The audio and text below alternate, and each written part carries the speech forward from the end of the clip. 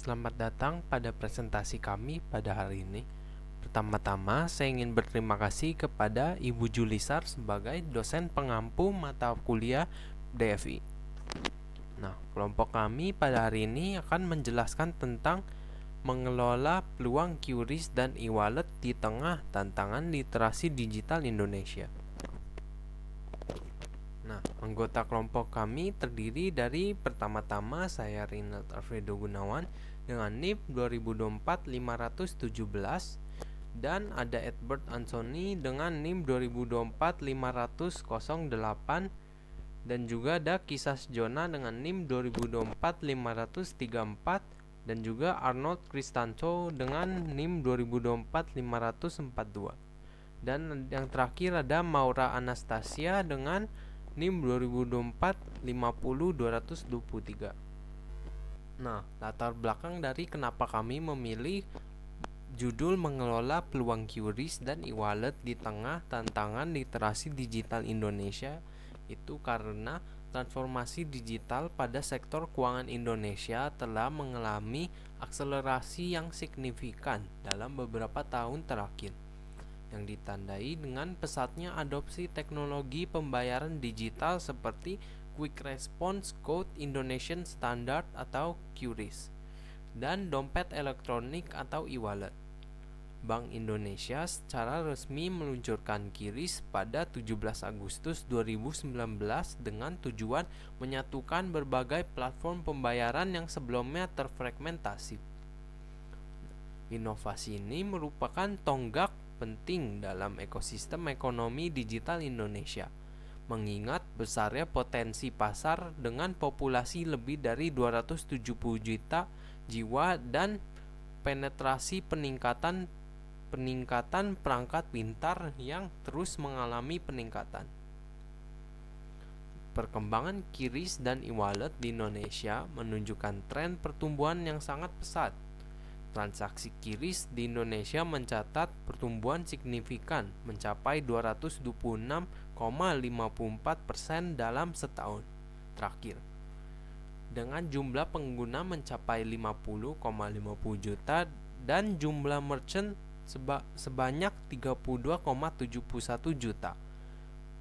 Platform e-wallet seperti GoPay, OVO, Dana, Shopee, dan Link Aja telah menjadi bagian integral dalam aktivitas transaksi masyarakat perkotaan. Pertumbuhan eksponensial ini didorong oleh kemudahan akses, strategi promosi agresif dari penyedia layanan, serta perubahan perilaku konsumen khususnya pasca pandemi COVID-19. QRIS memfasilitasi interoperabilitas antar platform pembayaran, sehingga memungkinkan konsumen melakukan pembayaran menggunakan aplikasi e-wallet pilihan mereka pada seluruh merchant yang menampilkan kode atau QR standar nasional. Nah, munculnya paradoks, yaitu infrastruktur digital berkembang pesat tetapi kemampuan masyarakat dalam menggunakannya masih tertinggal. Nah, untuk mengatasi hal ini itu diperlukan pendekatan menyeluruh yang mencakup penguatan edukasi literasi digital, peningkatan kesadaran keamanan digital, dan kolaborasi antar pemerintah, penyedia layanan, serta pelaku UMKM. Upaya holistik semacam ini penting agar masyarakat dapat memanfaatkan teknologi pembayaran digital secara lebih aman, optimal, dan berkelanjutan. Nah, dari latar belakang tersebut, kami dapat merumuskan 4 masalah, yaitu pertama itu bagaimana perkembangan dan adopsi QRIS serta e-wallet sebagai instrumen pembayaran digital di Indonesia. Yang kedua, bagaimana strategi mengelola peluang QRIS dan e-wallet untuk meningkatkan inklusi keuangan di tengah rendahnya literasi digital masyarakat. Yang ketiga, apa saja resiko dan hambatan dalam implementasi QRIS dan e-wallet terkait dengan kesenjangan literasi digital antar generasi dan wilayah. Yang keempat, bagaimana solusi dan rekomendasi untuk mengoptimalkan pemanfaatan QRIS dan e-wallet sekaligus meningkatkan literasi digital masyarakat Indonesia. Kemudian tujuan pembahasannya itu yang pertama untuk mendeskripsikan bagaimana perkembangan dan adopsi QRIS serta e-wallet sebagai instrumen pembayaran digital di Indonesia. Yang kedua, untuk mendeskripsikan bagaimana strategi mengelola peluang QRIS dan e-wallet untuk meningkatkan inklusi keuangan di tengah rendahnya literasi digital masyarakat. Yang ketiga, untuk mengetahui apa saja resiko dan hambatan dalam implementasi QRIS dan e-wallet terkait dengan kesenjangan literasi digital antar generasi dan wilayah. Yang keempat itu untuk mendeskripsikan bagaimana solusi dan rekomendasi untuk mengoptimalkan pemanfaatan QRIS dan e-wallet sekaligus meningkatkan literasi digital masyarakat Indonesia. Alasan teori, transformasi digital dalam industri jasa keuangan, tinjauan konseptual. Transformasi digital merupakan perubahan mendasar pada model bisnis, nilai, pengalaman pelanggan, dan tata kelola organisasi yang digerakkan oleh teknologi digital. Dalam jasa keuangan, transformasi ini adalah evolusi dari model bisnis tradisional yang rentan menuju model yang lebih stabil dan berbasis data. Analisis berfokus pada konsep kepercayaan atau trust dan manajemen risiko disrupsi sebagai inti teoritis transformasi. Kepercayaan atau trust sebagai konstruksi inti. Dalam ekonomi digital, kepercayaan berkembang menjadi kepercayaan cyber atau cyber trust yang dibangun melalui kemampuan institusi dalam menjamin keamanan, kerahasiaan, dan keandalan dalam data serta transaksi digital. Kepercayaan ini merupakan modal strategis, kehilangannya dapat mengakibatkan erosi legitimasi sosial dan hilangnya izin sosial untuk beroperasi. Teori risiko disrupsi digital dan The Risk of the Frog. Metafora The Risk of the Frog menggambarkan kegagalan organisasi dalam merespon ancaman perubahan bertahap sehingga mencapai titik kritis yang tak terelakkan. Risiko disrupsi digital bersifat paradigmatik, eksistensial, mengubah aturan kompetisi, dan menciptakan pemain baru seperti fintech. Risiko ini melampaui taksonomi risiko tradisional dan memerlukan perspektif manajemen strategis yang khusus. Model transformasi strategis, studi kasus BBVA dan Goldman Sachs. Analisis dua model transformasi memberikan basis empiris. Satu, model rebooting digital BBVA mempresentasikan transformasi radikal dari dalam dengan pendekatan visi kepemimpinan yang kuat, replatforming, teknologi inti, dan strategi ekosistem terbuka. Yang kedua adalah model digital extension. Goldman Sachs mempresentasikan ekstensi kapabilitas digital ke segmen pasar baru dengan memanfaatkan aset komplementer seperti keunggulan teknologi dan berekspansi. Kerangka Five Sense sebagai fondasi sinapsis bank. Kerangka teoritis Five Sense menjadikan fondasi untuk visi sinapsis bank, yaitu bank sebagai simpul kecerdasan dan kepercayaan dalam jaringan ekonomi. Kerangka terdiri dari satu, manajemen data lanjutan, kedua, kecerdasan melalui analitik dan AI atau artificial intelligence, keterhubungan dan manajemen hubungan. 4. Desain solusi bisnis baru. 5. Manajemen kepercayaan dan kredibilitas sebagai fondasi. Implikasi teoritis dan sintesis proposi teoritis utama. 1. Transformasi digital adalah proses rekonstruksi kelembagaan untuk membangun cyber trust dan mengatasi institutional inersia. Kesuksesan transformasi bergantung pada kemampuan mengelola dialektika antara eksploitas aset lama dan eksplorasi kapabilitas baru. 3. Konsep sinapsis bank merupakan bentuk kelembagaan baru yang bergantung pada integritas holistik 5 pilar kompetisi digital. 4. Risiko disrupsi digital adalah kategori risiko strategi mandiri yang memerlukan kerangka identifikasi dan mitigasi khusus, melibatkan kepemimpinan yang kepemimpinan tertinggi. Perkembangan dan adopsi QRIS serta e-wallet di Indonesia. Perkembangan pembayaran digital di Indonesia dalam beberapa tahun terakhir berjalan sangat cepat. Dua instrumen yang paling menonjol adalah QRIS dan juga e-wallet, yang kini menjadi bagian dari kehidupan sehari-hari masyarakat. QRIS standarisasi yang mengubah pasar. Sejak diperkenalkan Bank Indonesia pada tahun 2019, QRIS berhasil menyatukan berbagai QR Code dari banyak penyedia pembayaran menjadi satu standar nasional. Hal ini memudahkan pedagang dan konsumen, terutama UMKM. Hingga 2024 sampai 2025, pengguna QRIS meningkat pesat dengan puluhan juta pengguna dan merchant. Pertumbuhan transaksinya pun melonjak ratusan persen setiap tahunnya, menunjukkan bahwa QRIS sudah menjadi salah satu metode pembayaran yang paling mudah diakses. Faktor-faktornya yang membuat QRIS cepat diterima antara lain praktis dan tidak membutuhkan perangkat khusus, biaya rendah sehingga cocok untuk usaha kecil, didukung kuat oleh infrastruktur dan kebijakan Bank Indonesia, pandemi COVID-19 yang mendorong masyarakat beralih ke pembayaran tanpa kontak. QRIS juga berkontribusi pada digitalisasi ekonomi dan memperluas jangkauan UMKM. Bahkan melalui kerja sama lintas negara, QRIS kini dapat dipakai oleh wisatawan asing dan perlahan berkembang sebagai alat pembayaran regional. E-wallet ekosistem yang tumbuh pesat. E-wallet seperti GoPay, OVO, ShopeePay, Dana, dan juga Link Aja berkembang pesat sejak 2015. Persaingan ketat membuat layanan ini terus berinovasi dan semakin melekat dalam aktivitas seharian masyarakat, mulai dari belanja online hingga pembayaran tagihan. GoPay dan OVO menjadi dua platform dengan pengguna terbanyak, disusul ShopeePay dan juga Dana. Pertumbuhan jumlah akun e-wallet selama satu dekade terakhir ini juga sangat tinggi, mencerminkan perubahan perilaku transaksi masyarakat. Ciri utama perkembangan dari e-wallet di Indonesia meliputi integrasi dengan layanan digital seperti ride-hailing dan juga e-commerce. Kedua, strategi promosi agresif, cashback, diskon, ataupun poin.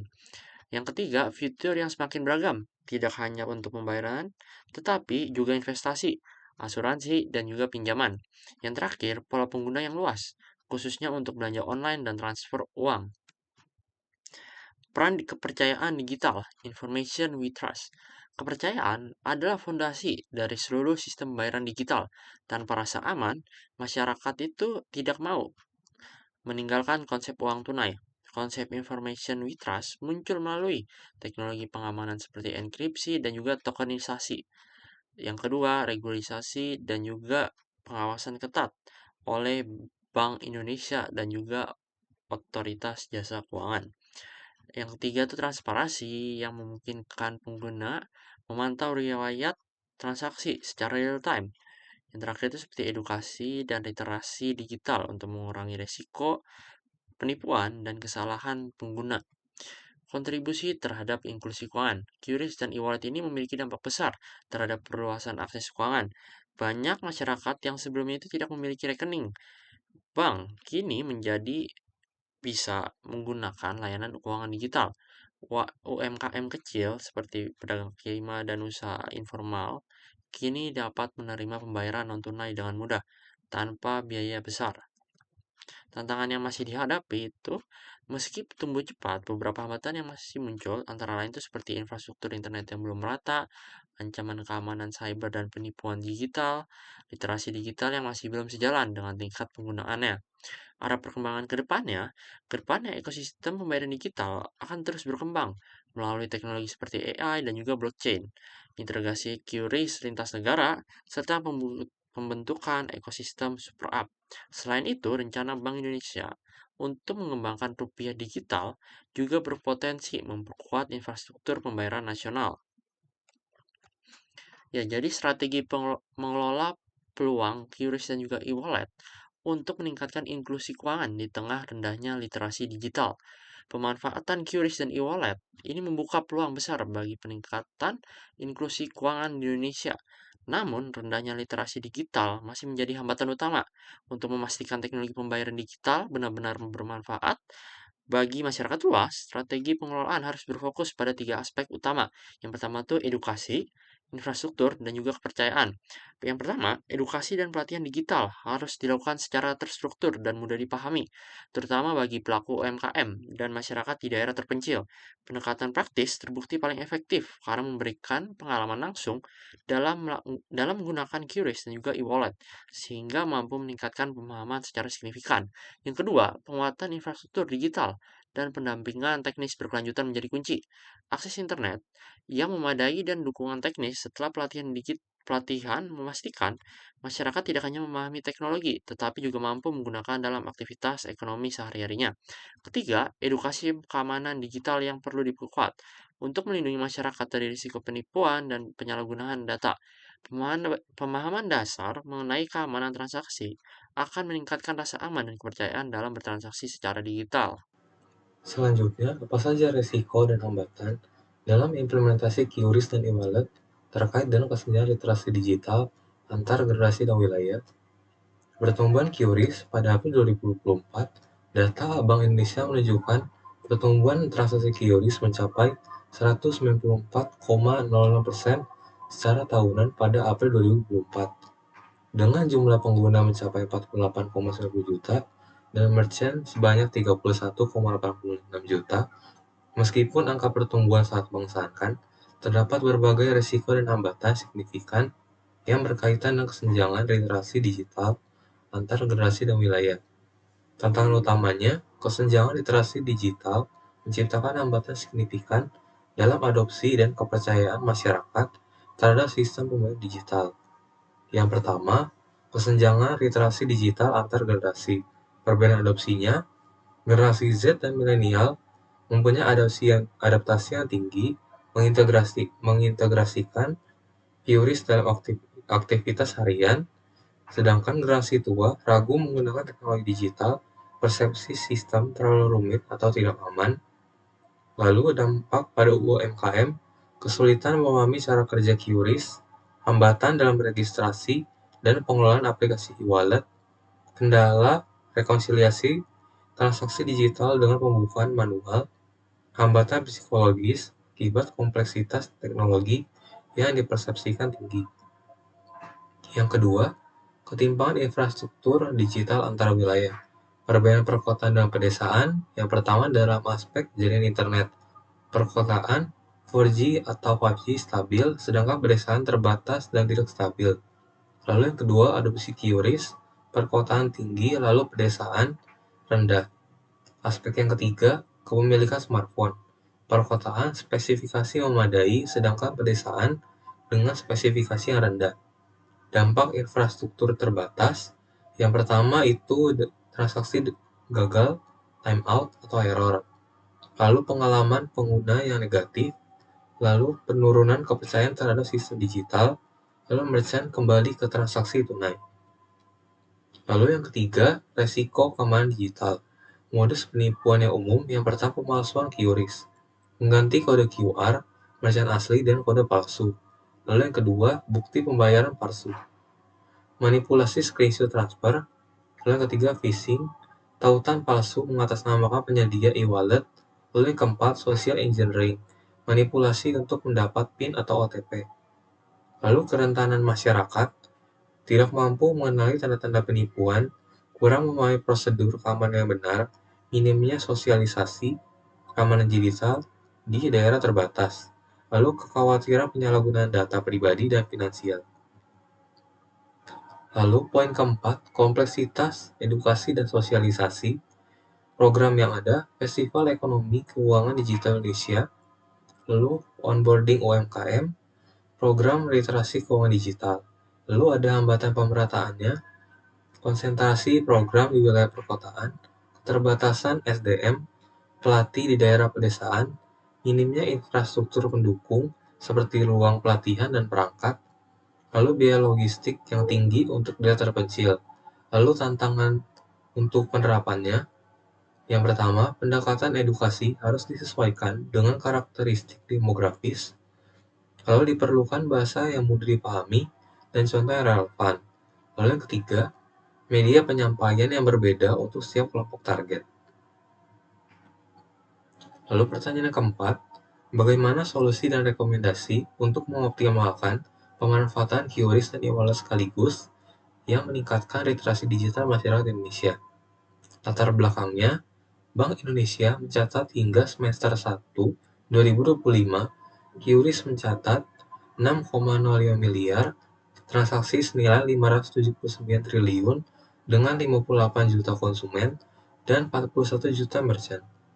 Meskipun pertumbuhannya pesat, masih ada tantangan kecilnya literasi digital, infrastruktur yang belum merata, dan keamanan transaksi. Maka solusi yang pertama, penguatan literasi digital. Permasalahannya, literasi keuangan digital baru 41%, lalu generasi tua dan UMKM menganggap sistem digital yang rumit, lalu rentan terhadap penipuan. Strateginya, program edukasi bertingkat seperti workshop komunitas, tutorial video lokal, pendampingan langsung dengan materi penggunaan smartphone, hingga prosedur keamanan. Lalu agen digital lokal, rekrut tokoh masyarakat dan pemuda sebagai duta literasi dengan pelatihan dan insentif, terbukti tingkatan pemahaman hingga 91%. Lalu kolaborasi multi stakeholder, Bank Indonesia dan kreator media sosial, edukasi melalui kampanye Cinta Bangga Paham Rupiah. Maka dampaknya diharapkan literasi digital meningkat, adopsi QRIS yang merata, kepercayaan masyarakat yang menguat. Lalu solusi kedua, infrastruktur digital inklusif. Permasalahannya, internet terbatas di daerah terpencil, lalu koneksi tidak stabil disebabkan transaksi gagal, lalu pengalaman negatif yang menurunkan kepercayaan. Strategi, ekspansi jaringan, percepatan palaparing, insentif operator telekomunikasi, teknologi satelit untuk wilayah sulit. Lalu yang kedua, teknologi adaptif seperti fitur online mode, lalu QRIS Tap NFC, lalu optimasi aplikasi untuk smartphone spesifikasi rendah. Yang ketiga, akses perangkat seperti subsidi atau kredit smartphone, program tap-in, perangkat bersama komunitas. Dampak yang diharapkan, transaksi lebih stabil, kepercayaan yang meningkat, adopsi yang meluas ke seluruh wilayah. Lalu solusi yang ketiga, keamanan digital dan perlindungan konsumen. Permasalahannya, modus penipuan yang beragam, seperti pemalsuan QRIS, phishing, social engineering. Lalu, masyarakat tidak dikenali tanda penipuan. Lalu yang ketiga, kurang paham prosedur keamanan. Strateginya, standar keamanan ketat seperti enkripsi end-to-end, autentikasi multifaktor, deteksi fraud eye, kode QR dinamis dengan token unik, lalu kampanye masifnya, edukasi modus, penipuan via TV, media sosial, poster publik, notifikasi aplikasi berkala. Lalu yang ketiga, pengaduan responsif seperti customer service 24/7, investigasi transparan, prosedur refund adil, database penipuan publik. Dampak yang diharapkan, kepercayaan meningkat, masyarakat lebih percaya diri, kasus penipuan yang semakin menurun. Oke, jadi selanjutnya saya akan membahas mengenai kesimpulan yang didapat dari pembahasan yang sudah dibahas sebelumnya. Jadi, QRIS dan e-wallet berkembang pesat di Indonesia dan menjadi pendorong utama digitalisasi sistem pembayaran, terutama bagi UMKM dan masyarakat umum. Pertumbuhan pengguna, transaksi, serta ekspansi layanan menunjukkan bahwa kedua instrumen ini berhasil meningkatkan akses, efisiensi, dan juga inklusi keuangan. Namun, rendahnya literasi digital, keamanan cyber, dan ketimpangan infrastruktur masih menjadi hambatan yang harus segera diatasi. Kepercayaan digital atau information trust menjadi fondasi utama keberhasilan ekosistem pembayaran digital melalui keamanan data, regulasi yang kuat, dan transparansi sistem. Dengan edukasi, penguatan infrastruktur, peningkatan keamanan, serta kolaborasi pemerintah, industri, masyarakat, QRIS dan e-wallet dapat terus berkembang dan mendukung ekonomi digital Indonesia secara berkelanjutan. Oke, selanjutnya saya akan menjelaskan mengenai saran yang dapat kelompok kami berikan untuk dilakukan selanjutnya. Yang pertama itu memperluas dan memperkuat program literasi digital secara masif dan berkelanjutan. Pemerintah, Bank Indonesia, OJK, dan penyedia layanan pembayaran perlu memperbanyak edukasi digital terutama di wilayah-wilayah terpencil seperti di pedesaan, sehingga pelatihan itu harus dilakukan secara sederhana, mudah dipahami, dan juga langsung melakukan praktik. Misalnya itu seperti cara mendaftarnya, cara pakai QRIS, dan bagaimana pola transaksi QRIS dalam kehidupan sehari-hari. Ini tuh penting agar semua orang, termasuk para pelaku UMKM, bisa mengikuti perkembangan digital. Yang kedua, memperkuat infrastruktur digital untuk mendukung akses yang merata. QRIS dan e-wallet tidak bisa berjalan maksimal kalau misalnya jaringan internet di wilayah tersebut lemah. Karena itu, pemerintah dan juga operator harus memperluas internet yang stabil dan juga terjangkau. Penyedia layanan pembayaran juga harus memastikan sistem mereka itu cepat, aman, dan tidak sering terjadi error. Lalu yang ketiga, menguatkan edukasi keamanan cyber dan manajemen resiko kepada masyarakat. Masyarakat itu harus paham cara melindungi diri dari penipuan digital, terutama di zaman yang semakin modern ini, semakin banyak penipuan-penipuan yang semakin modern juga, seperti phishing, QR palsu, dan juga rekayasa sosial. Edukasi harus dilakukan secara rutin, misalnya seperti tidak membagikan kode OTP secara sembarangan, lalu memeriksa QR code, dan memakai autentifikasi dua faktor. Semakin aman pengguna, semakin tinggi kepercayaan terhadap pembayaran digital. Lalu yang keempat, memberikan pendampingan berkelanjutan untuk pelaku UMKM. Pelatihan sekali saja tidak cukup. UMKM itu perlu didampingi terus dalam penggunaan QRIS, pencatatan digital, hingga integrasi ke toko online. Dengan pendampingan, mereka ini bisa merasakan langsung manfaat yang didapatkan dari pembayaran digital. Lalu yang kelima, ada meningkatkan transparansi dan akuntabilitas dalam sistem pembayaran digital. Bank Indonesia, OJK, dan penyedia layanan harus lebih terbuka dalam menjelaskan keamanan sistem, pembaruan aplikasi, dan cara menangani keluhan. Informasi yang jelas ini akan meningkatkan rasa aman dan kepercayaan masyarakat dalam transaksi digital. Lalu yang keenam itu mendorong integrasi teknologi baru secara bertahap dan aman. Teknologi baru seperti AI, blockchain itu harus dimasukkan secara hati-hati namun juga bertahap.